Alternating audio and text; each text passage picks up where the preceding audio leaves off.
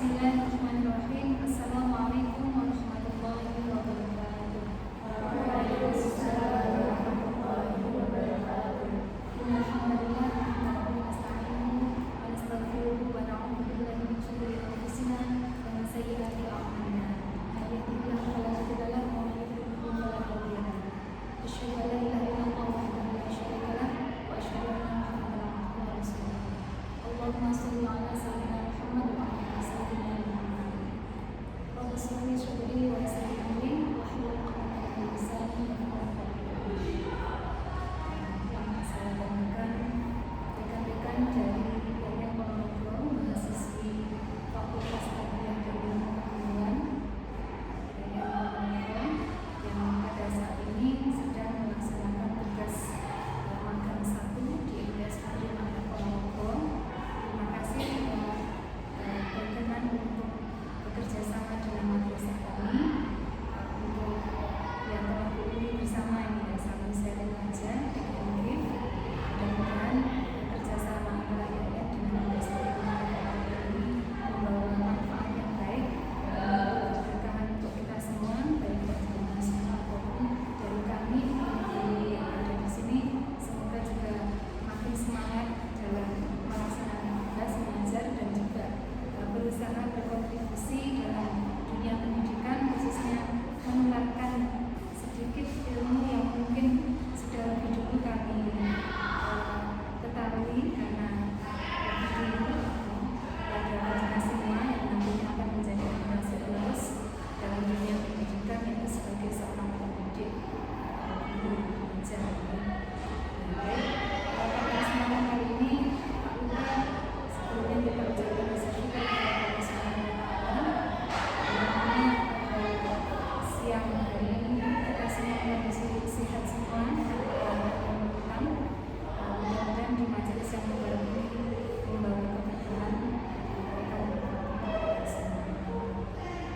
Doakannya kita sama salam kita serahkan pada junjungan kita Rasulullah Muhammad SAW agar kita semua kita masuk yang telah diberikan syafaatnya. Baik, rekan-rekan mahasiswi, saya perkenalkan diri terlebih dahulu, katanya tidak kenal maka tak sayang. Jadi sedikit saya perkenalkan diri. Saya Heni Al-Husnawati, lahir asli dari Blitar, kemudian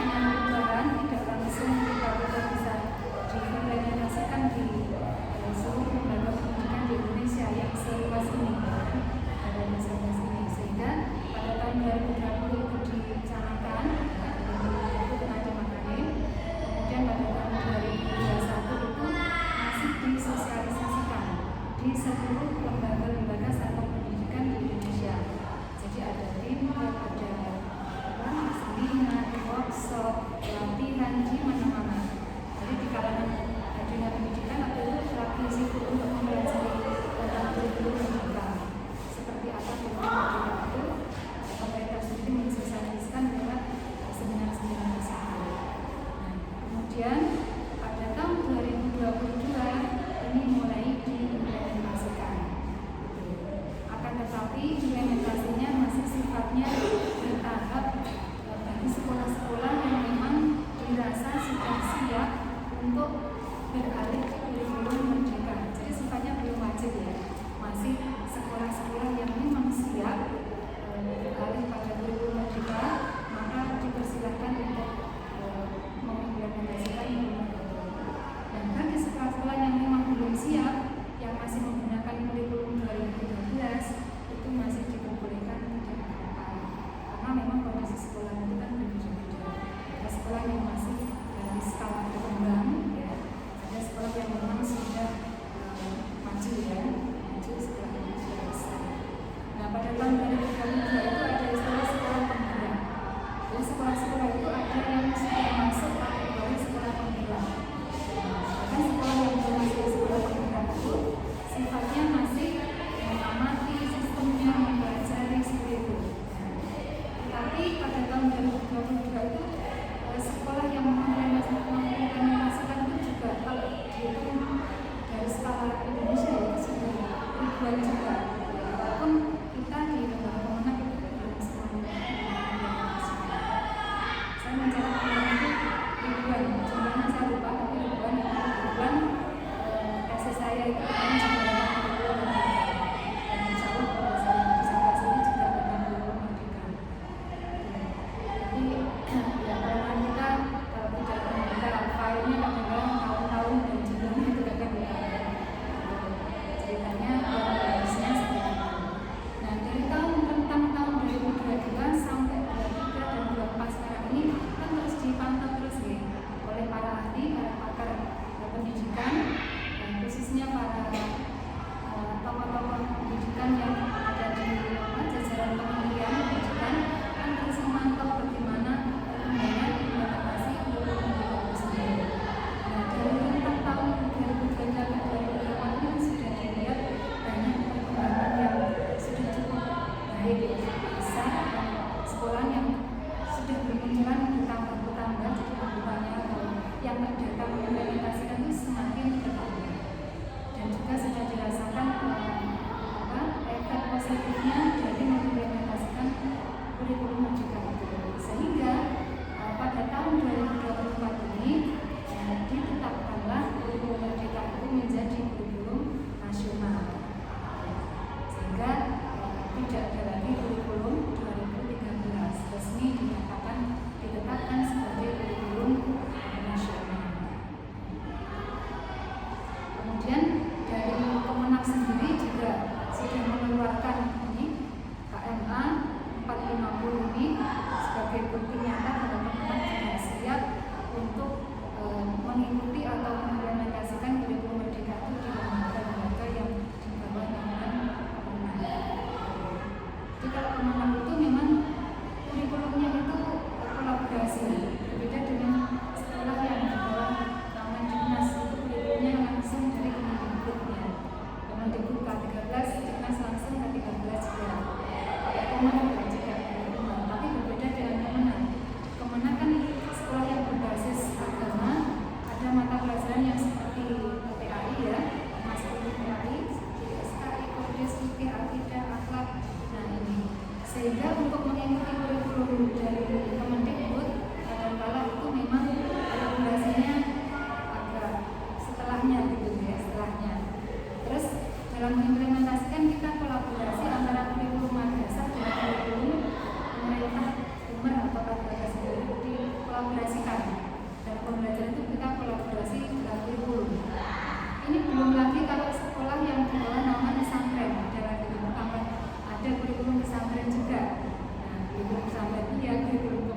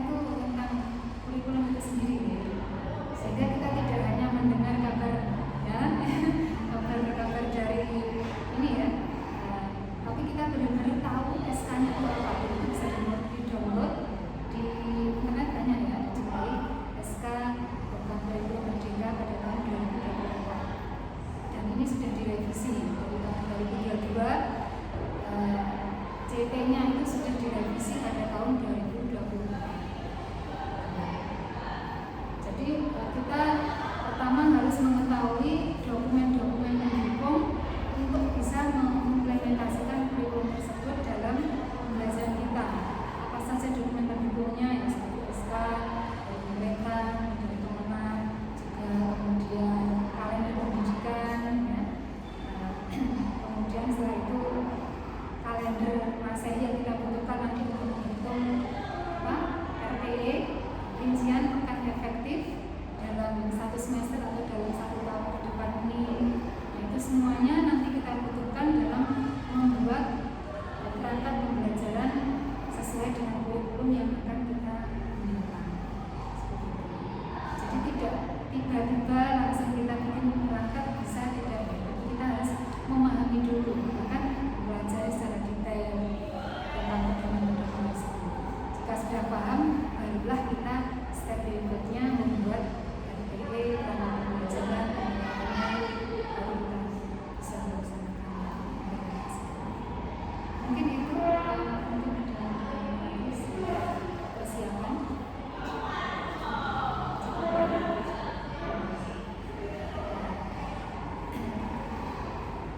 Dan sedikit saya sampaikan juga, secara pribadi saya sendiri ini masih belum 100% memahami secara benar mungkin ya tentang kurikulum Merdeka itu sendiri.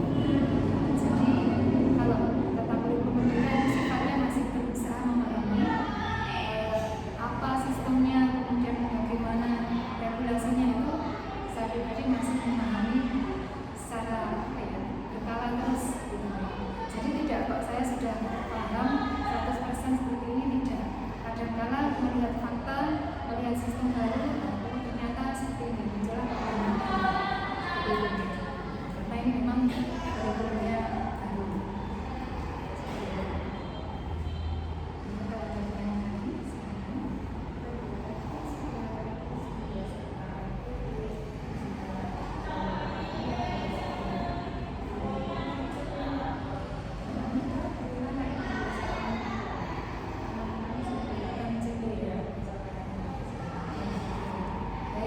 Untuk CP atau capaian pembelajaran itu bukan guru yang menentukan, ya.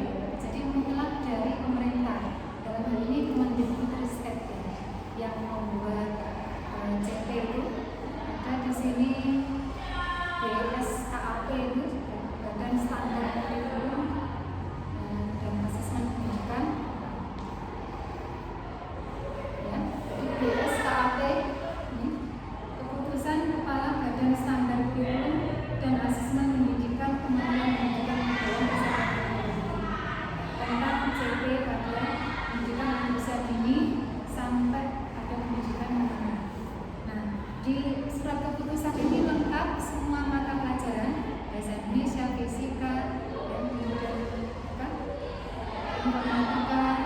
Ini semua mata pelajaran yang digunakan itu ada di sini. Kalau saya download kemarin, saya lihat filenya tuh, masya Allah banyak sekali, sampai 2042 halaman.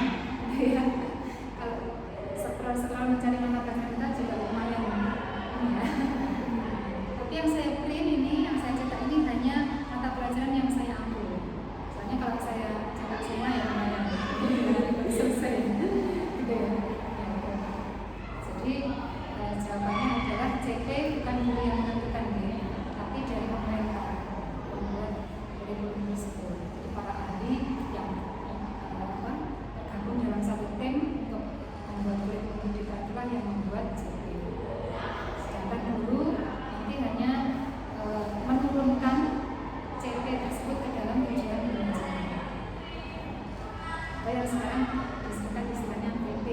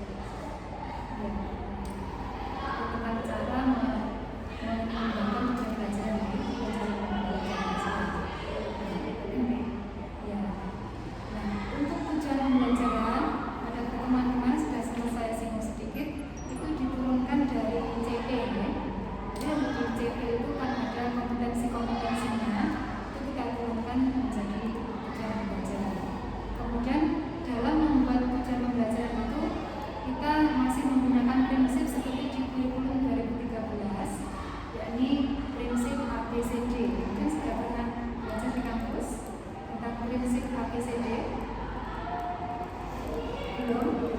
Bukan ABCD absen sampai Z itu bukan ya. Ya, tapi ABCD di sini adalah A-nya audience, D-nya behavior, ya, kemudian C-nya condition, D-nya degree, disingkat ABCD. Dan ini sudah populer di kalangan para guru karena setiap akan membuat tujuan pembelajaran prinsip yang digunakan itu. Jadi dalam tujuan pembelajaran konstruksi 4 itu harus ada. Ada audience, ada perilaku atau behavior, kemudian ada kondisi siswa, condition, ada degree. Degree itu tingkat keberhasilan siswa yang ingin dicapai, kan dengan baik, dengan tanggung jawab. Saya contohkan tentang tujuan pembelajaran ini yang ada ABCD-nya. Ini ABCD ini boleh secara berurutan A, kemudian B, kemudian C, kemudian D, atau boleh tidak berurutan, tidak wajib berurutan ya. Yang penting 4 hal itu ada di tujuan pembelajaran. Terus misalnya C-nya, kondisinya ditaruh depan, lalu A, B, dan D. Nanti kalimatnya gimana nilainya ya. Yang penting 4 hal itu ada. Contoh yang berurutan nih, audience, jadi kan peserta didiknya, siswanya. Siswa mampu memahami isi kandungan Quran surat Al-Baqarah ayat 252 tentang infak dan sedekah setelah mengamati tayangan video pembelajaran melalui situs berita dengan baik. Nah, itu sudah mengandung 4 hal. Ya, siswanya itu audience, kemudian mampu memahami behavior ya. Jadi perilaku yang diharapkan perubahan dari peserta itu setelah pembelajaran itu apa itu? Mampu memahami apa? Memahami isi kandungan Quran surat Al-Baqarah ayat 264 tentang infak dan sedekah. Kalau mau lebih panjang seperti itu boleh, mau lebih singkat tidak boleh. Tapi sampai situ masih behavior ya, asal perilaku. Kemudian setelah menonton atau melihat tayangan video pembelajaran condition. Kan anak itu setelah melihat itu kondisinya setelah melihat baru muncul behavior tadi. Ya. Jadi ini makanya tadi tidak diwajibkan untuk boleh diboleh. Kemudian kalau yang dengan baik itu baru degree-nya. Degree di sini bukan kata sifat ya, tapi tingkat keberhasilan. Boleh dengan baik, boleh dengan teliti, boleh dengan bertanggung jawab, boleh dengan semangat. Degree-nya. Yang berurutan ya. Kalau yang tidak berurutan, misalnya C-nya ditaruh depan, condition-nya taruh depan. Itu setelah siswa menonton atau melihat tayangan video pembelajaran dengan SD proyektor, siswa mampu memahami kandungan Quran surat Al-Baqarah ayat 254 dengan baik. Jadi kan kondisinya ditaruh depan. Itu tentang cara membuat tujuan pembelajaran. Ini sebenarnya sepele, tapi kadang-kala kalau tidak dipahami prinsip ini, kadang-kala dalam membuat tujuan pembelajaran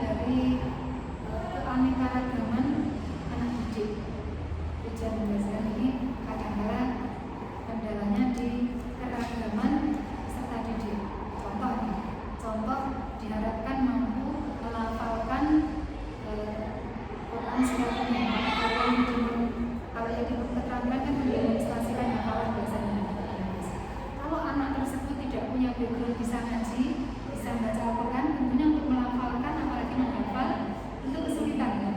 Nah ini adalah kendala yang dihadapi guru. Pak saya masih saya Fernandes, kendala saya biasanya gitu. Dari satu kelas itu, misalnya anaknya 20 atau 25 anak, ada beberapa yang belum bisa membaca atau masih susah, misalkan belajarnya memang masih yang lain sudah Al-Quran. Otomatis kan ada kesenjangan ya, kesenjangan pemahaman, kecepatan dalam belajar akan sangat berbeda sekali. Nah ini guru makanya nanti solusinya kita membuat PTK, diajarkan membuat PTK ya, ini apa? Tindakan kelas ya, penilaian tindakan kelas ya. Tidak salah seperti itu ya, panjangnya. Di situ kita akan membuat solusi-solusi bagaimana supaya siswa yang mengalami kesulitan belajar tadi mendapatkan solusi yang dibutuhkan agar dia bisa mengejar ketinggalannya. Karena kadang ada kelas khusus remedial yang dilakukan guru untuk mengumpulkan anak-anak yang berkebutuhan khusus yang tertinggal secara pengetahuannya atau pengetahuannya masih jauh dibanding teman-temannya. Kita sendirikan, kita kasih remedial, kita kasih les tangga sendiri, pengayaan ya. Bukan pengayaan ya, tapi remedial. Jadi anak-anak yang berkebutuhan khusus kita sendirikan. Dan ini memang ketika pembelajaran di kelas itu kita harus memberikan perhatian lebih dibanding anak-anak yang lain. Kalau adalah saya di Fernandes itu, karena anak-anak itu mungkin dari latar belakang pendidikan yang ada yang MI, ada SD, tentunya mereka kemampuannya juga berbeda. Maka dari itu kan ada di guru pendidikan itu ada penilaian diagnostik ya. Di awal belajar itu kita mengetahui psikologi, sosial, emosional anak di rumah, di sekolah itu seperti apa, sehingga itu nanti bisa menjadi rujukan kita, acuan kita untuk membuat tujuan pembelajaran nanti yang bisa sesuai dengan yang dibutuhkan peserta didik. Jadi ada istilah teaching the right ya, jadi mengajar pada level yang tepat. Dan mungkin ini tujuan pembelajaran. Untuk itu ada penilaian formatif ya, penilaian formatif itu kan tujuannya sifatnya nanti untuk memperbaiki, misalkan dalam metode pembelajarannya kurang tepat, kurang baik, itu diperbaiki lagi. Kalau di kurikulum 2013 ada penilaian harian. Jadi setiap akhir KD, selesai satu KD misalnya, ada penilaian harian. Dari situ guru akan memantau keberhasilan siswa peserta didik dalam memahami pelajaran tersebut, penguasaannya kemana. Seandainya masih jauh di bawah KKM, ya, misalkan kita diadakan penilaian harian kok nilainya masih 50, 40, 60, tapi kan di bawah KKM ya. Nah ini apa ya sekiranya memang perlu diperbaiki? Apakah metodenya, apakah strategi belajarnya? Ini harus mencari tahu dan merubah berbagai proses pembelajarannya dari berbagai sudut pandang tadi. Atau mungkin nanti menelisik menggali gaya belajar anak-anak itu apa sih? Nah, supaya mereka berhasil mencapai hasil belajar yang maksimal. Karena hasil belajar anak-anak itu berbeda-beda. Ada yang estetik, ada yang visual, ada yang audiovisual, dan macam-macam. Ada yang anak sukanya mendengarkan baru dia ini, ada yang melihat lebih masuk. Ada anak yang diajak belajar saja juga ada. Masuknya bagaimana caranya? Dulu harus mengetahui psikologi anak, gaya belajar anak, teori belajar. Jadi kalau saya bilang profesi guru itu juga lumayan rumit.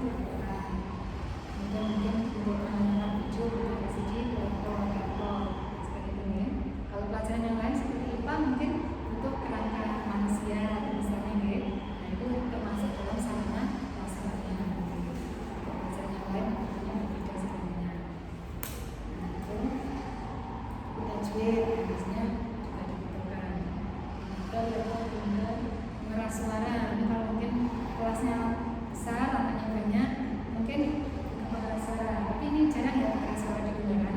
Karena kalau menggunakan pengeras suara, kelas yang lain terganggu ya, karena terlalu ekornya. Nah ini masing-masing mengapa sarana prasaranya berbeda sesuai kebutuhan ya. Nah pinternya misalkan gitu. Target peserta didik, peserta didiknya tergolong peserta didik yang bagaimana, reguler apakah mungkin seperti ada kendala mungkin apa? Ini berbeda ya modelnya, ada perbedaan di sini. Kalau yang di sini alhamdulillah peserta didiknya tipikal umum lah ya, luar biasa. Tidak ada masalah, semuanya bisa mendengar, bisa melihat. Ya. Kemudian model pembelajaran dan model pembelajarannya kan ada 4 model pembelajaran yang relevan dengan kurikulum Merdeka. Ini sejak kurikulum 2013 sudah digunakan model ini. Model yang digunakan yang populer itu 4 ya. Discovery learning, inquiry learning, kemudian project based learning atau biasa disingkat PBL, ya. Kemudian project based learning, PJBL, yang tadi problem based learning ya, PBL itu. Jadi discovery learning, inquiry learning, problem based learning, project based learning atau PJBL. Kenapa ini relevan dengan kurikulum 2013 atau kurikulum Merdeka? Karena 4 model ini student centered learning, jadi berpusat pada siswa. Jadi yang pendekatan teacher centered learning atau CTL, TCL ya, TCL itu dianjurkan sudah tidak digunakan. Karena kalau menggunakan TCL itu siswa menjadi pasif. Mereka tidak apa ya, tidak memunculkan rasa keingintahuannya, tidak kritis, sehingga hanya guru yang aktif di depan. Dan metode yang mengarah pada TCL, teacher centered learning itu yang ceramah kemarin yang saya sampaikan itu ya. Maka dianjurkan di kurikulum Merdeka ini metode ceramah itu harusnya sudah mulai dihilangkan ya. Tapi mungkin untuk pelajaran yang sifatnya historis ya, seperti SKI, Quran hadis, kadang-kadang kita masih sedikit membutuhkan ceramah juga di awal ya. Jadi tapi itu jangan sampai nanti full ya dalam 2 JD itu ceramah terus jangan. Ya harus berkolaborasi dengan metode yang lain. Jadi model pembelajarannya yang relevan itu. Untuk model pembelajaran yang lain insya Allah masih banyak ya, kalau masih kita masih banyak. Mungkin ada model yang baru itu, tapi sejauh ini saya belum menggunakan model yang sementara masih discovery learning, problem based learning, dan project based learning. Dan guru harus memahami model-model tersebut untuk bisa mengimplementasikannya dalam pembelajaran. Kalau discovery learning dan inquiry learning ini hampir mirip ya,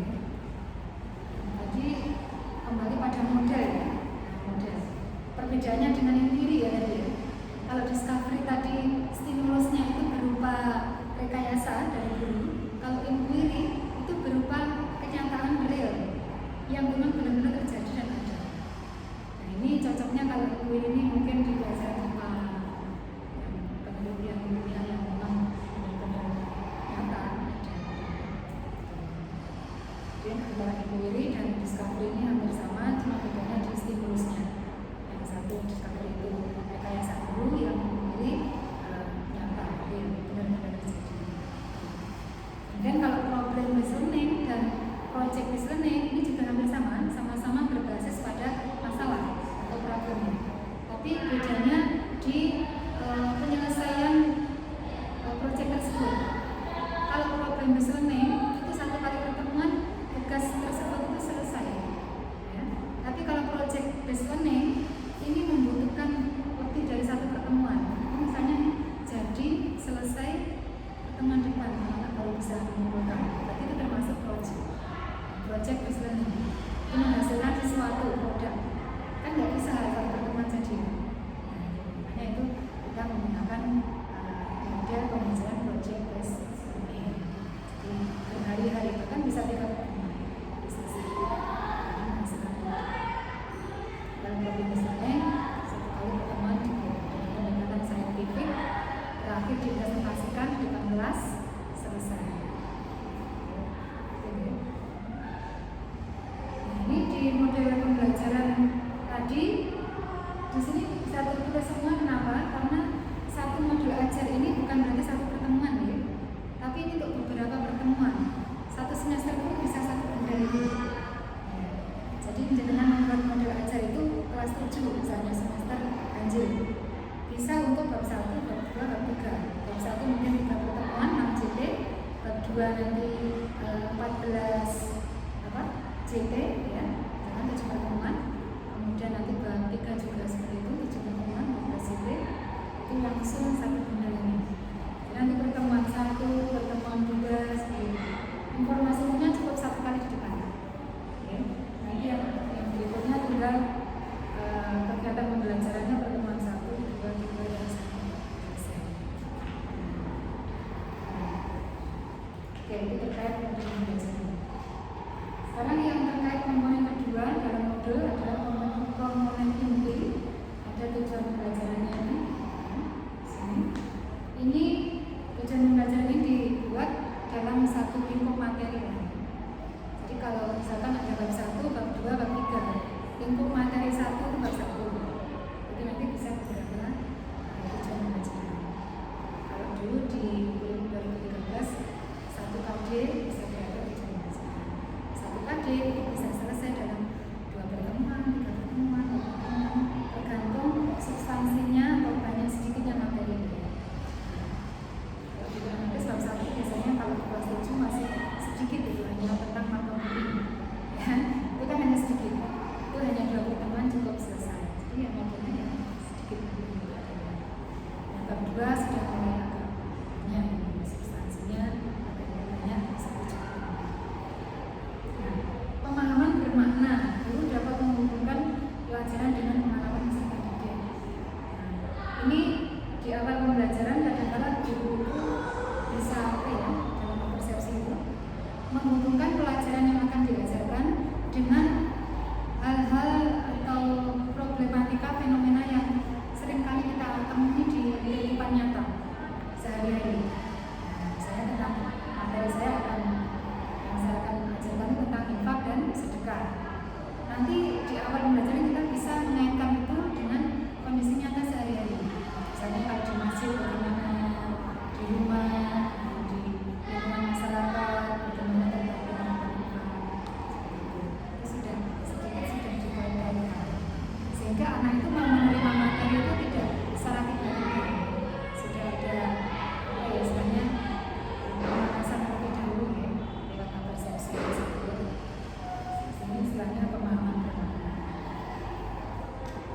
Pertanyaan pemantik di sini ya pertanyaan yang sifatnya membangun rasa keingintahuan siswa.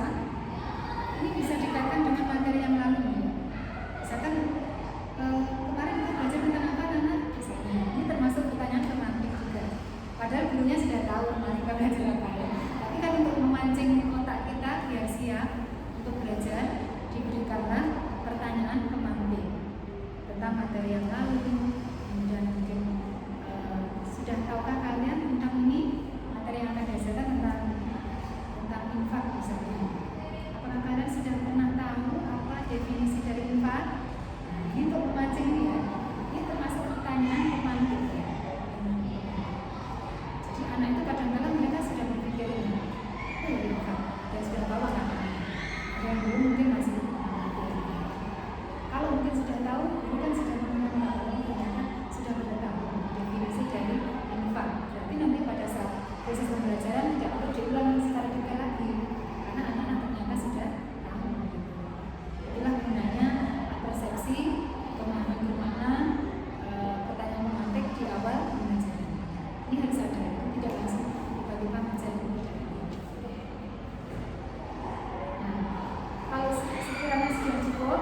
sebelum pada awal pembelajaran, mungkin mumpung masih di sini ya, saya sampaikan juga. Guru itu kegiatannya setelah salam nanti juga harus ada yang namanya absen. Dan kita masuk saja di langkah-langkah pembelajaran. Pertama satu ada doa, ini kaitannya berkaitan pendahuluan ya.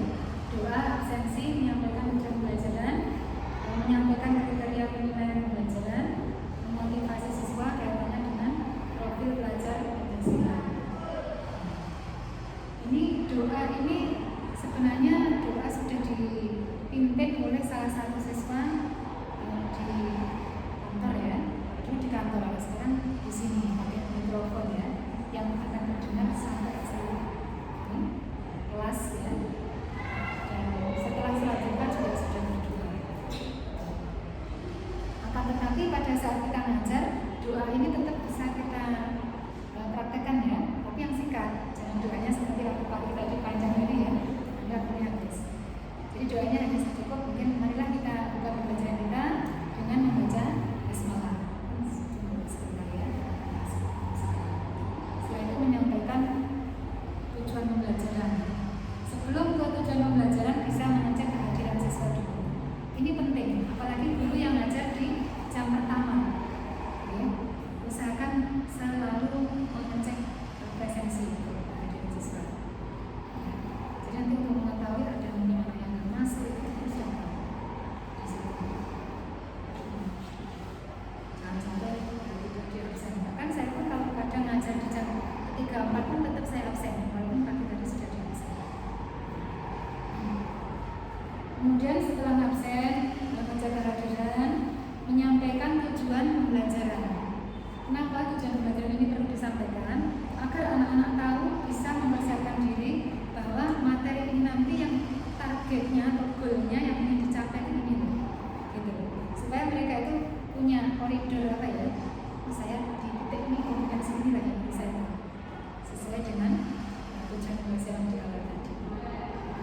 Jadi bukan hanya guru saja yang perlu tahu, tapi murid juga. Kemudian menyampaikan kriteria penilaian. Ini anak-anak juga perlu tahu yang dinilai dari kanan ini nanti apa. Mungkin disampaikan afektifnya, kerajinan, keaktifan, kreativitasnya di dalam kelas disampaikan. Sehingga kalau mereka tahu kriteria penilaian, mereka mungkin nggak berani macam-macam ya di kelas. Karena mereka nggak berani tidur, nggak berani ini ya. Jadi bisa mengikuti pembelajaran itu dengan sangat antusias, sangat semangat. Karena tahu akan dinilai ya, dinilai gurunya yang ini yang dinilai. Sikapnya, kognitifnya nanti ada pengetahuannya yang dinilai. Saya pernah ada psikologi juga. Tapi dalam penilaian itu tidak serta-merta 3 hal itu harus ada dalam satu pertemuan, tidak. Mungkin pada pertemuan kali ini yang dinilai adalah afektif dan psikomotoriknya. Ya. Artinya misalnya afektif itu sikap ya, psikomotoriknya keterampilannya. Mungkin kognitifnya pada pertemuan depan bisa. Jadi tidak harus satu pertemuan 3 seperti itu.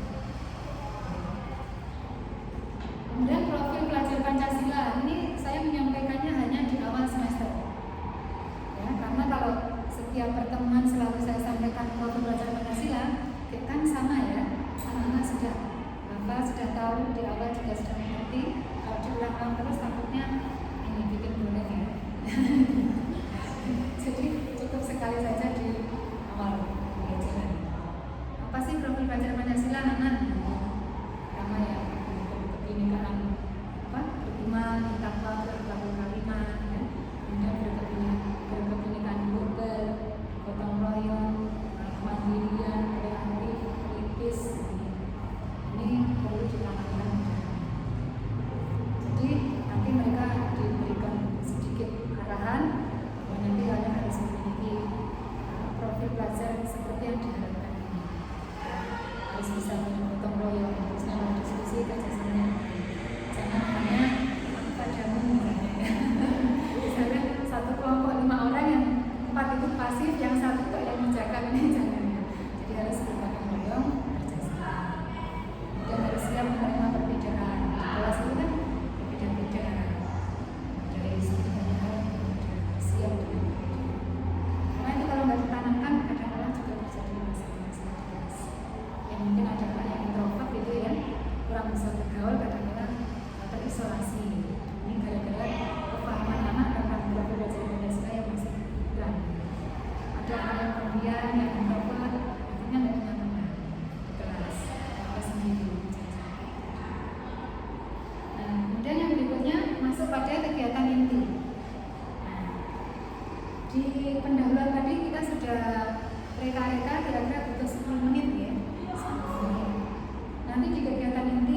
ada 55 menit misalnya, itu diulangi berapa.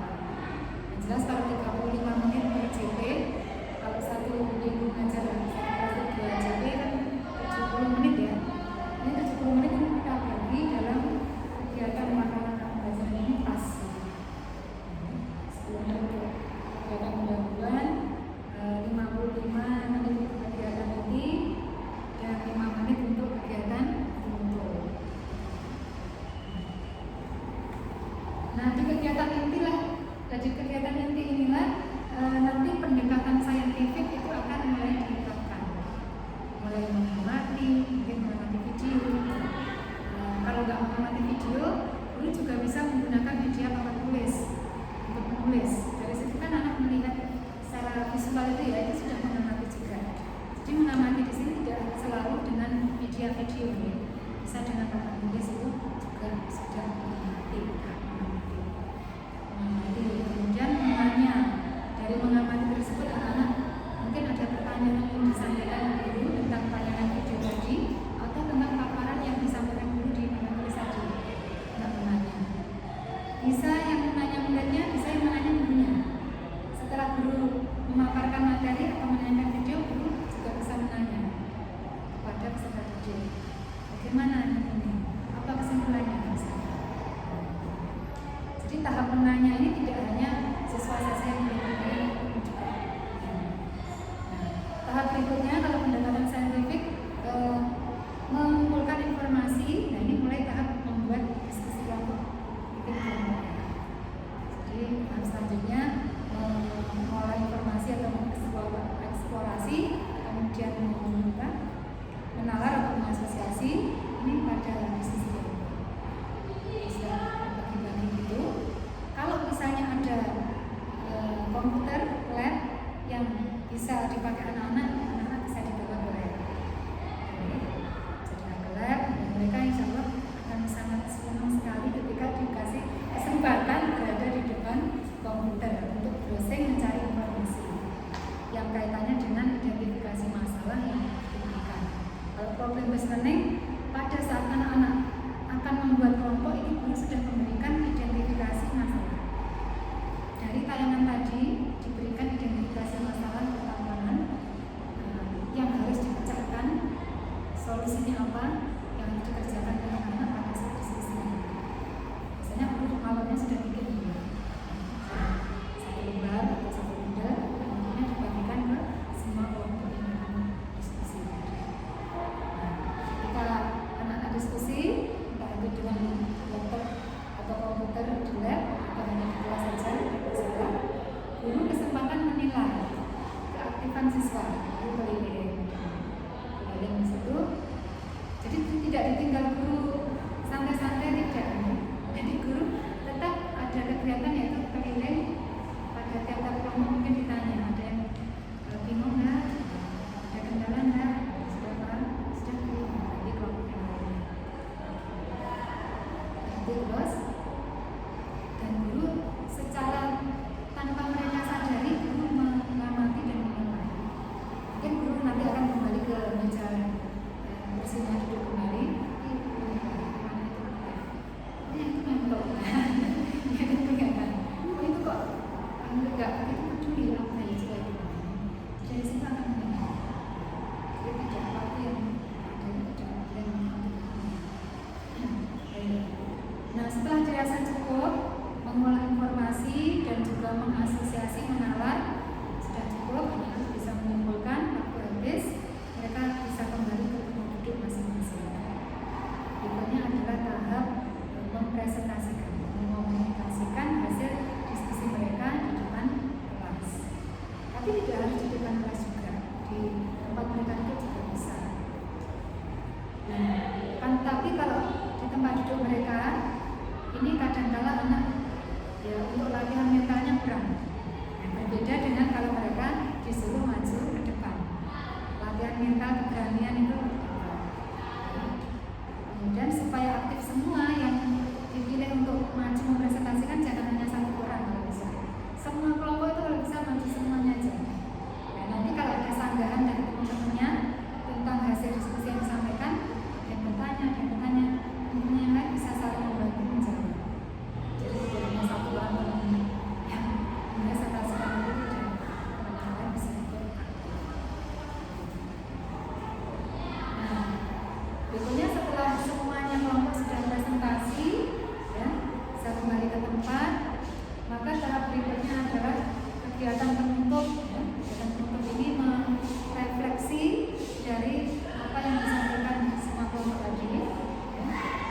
pembelajaran selama dari awal dan akhir saja kesimpulannya diredaksi. Terus tingkat kepahaman itu kira-kira sudah maksimal atau tidak. Dan pada kegiatan menuntut ini guru juga bisa menyampaikan materi yang akan kita pelajari pada pertemuan depan adalah tentang atau kalau ada tugas juga bisa disampaikan di saat menuntut tadi. Tugas di rumah misalnya berupa latihan semua. Itu tentang modul ajar beserta prakteknya ya, praktek pengajarnya. Teman 2 dan seterusnya langsung pada kegiatan inti. Jadi untuk pertemuan berikutnya di modul ajar langsung pada kegiatan ini ya, kegiatan pendahuluan kegiatan inti untuk tujuannya sudah cukup di awal. Dan yang terakhir atau komponen yang terakhir dalam modul adalah lampiran ya.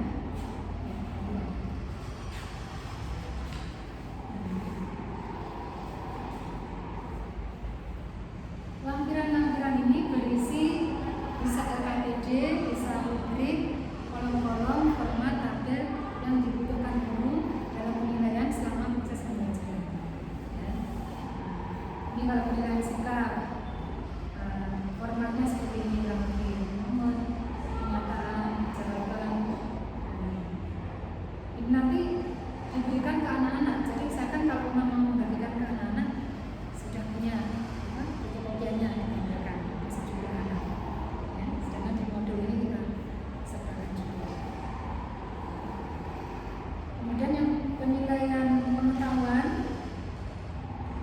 itu penilaian pengetahuan ini bisa berubah soal-soal ya.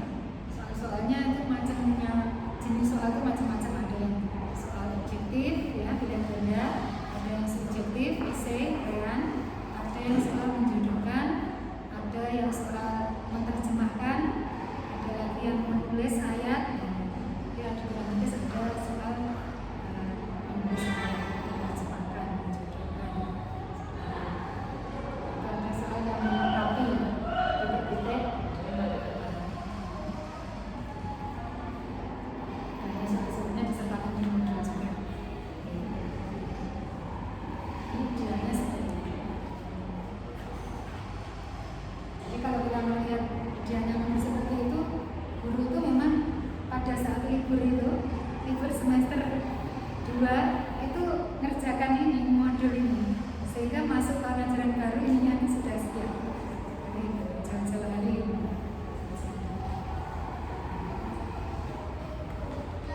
Jadi kadang-kadang kita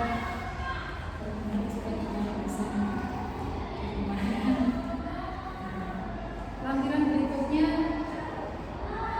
ini bahan bacaan untuk guru dan siswa dalam proses pembelajaran itu nanti bahan bacaannya itu dari mana saja, apa saja, misalkan Quran surat apa yang disampaikan sekalian di sini, dari dalilnya, hadisnya tentang apa disampaikan sekalian di lampiran. Ini kalau tentang kelas 7 ya, ini modul kelas 7 ya. Ini bahan bacaannya segini banyaknya. Segini banyaknya harus dikuasai oleh guru tentunya. Sebelum kita mentransfer pengetahuan pada siswa kan guru harus menguasai terlebih dahulu. Makanya guru harus banyak mengajar, banyak belajar dari di sini. Dan terakhir glosarium. Glosarium di sini berupa kata-kata sulit atau istilah asing yang didapat mungkin di materi, mungkin di modul itu sendiri ya, atau di LKPD-nya atau di soal-soal yang dibikin guru itu disertakan di